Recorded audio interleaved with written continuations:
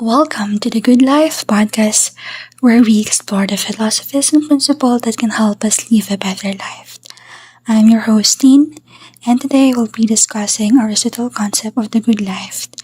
Joining me today is Miss Noemi Samar, a professor of philosophy at Stanford University and an expert on Aristotle philosophy. Hi, Miss Samar. Thank you for joining us. Thank you for having me, Miss Dean. So, the question is, are you ready? Yes, I am ready. So, let's start with the basics. What did Aristotle mean by the good life?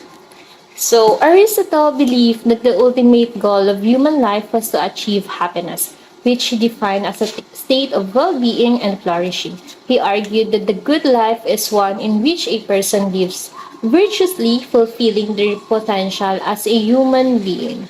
That sounds like a lofty goal, but the question is, how does one achieve the good life according to Aristotle?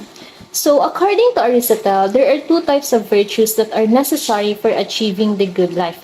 First is moral virtues, and the second one is intellectual virtues.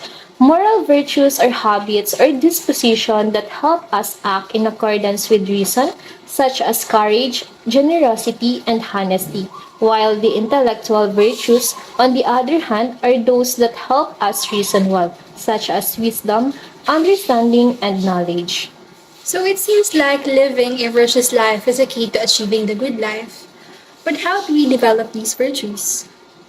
Aristotle believed that the virtues are not innate, but are developed through practice and habituation. By repeatedly acting in accordance with a particular virtue, we can develop the virtue as a habit, and it will become easier for us to act in accordance with it in the future. That makes sense. But what about external factors like wealth or health?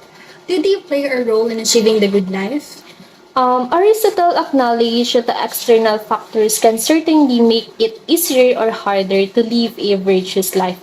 For example, being born into a wealthy family can make it easier to develop certain virtues, like generosity. But he also argued that the external factors are not the most important determinant of happiness or the good life. Rather, it is our internal disposition and character that ultimately determines our well-being.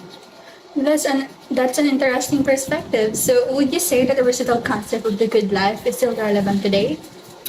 Absolutely. While our understanding of the world and our place in it has certainly evolved since Aristotle's time, his emphasis on living a virtuous life as a path to happiness and well-being is still very relevant. In fact, many contemporary philosophers and psychologists have drawn in Aristotle's idea to develop theories of positive psychology and flourishing.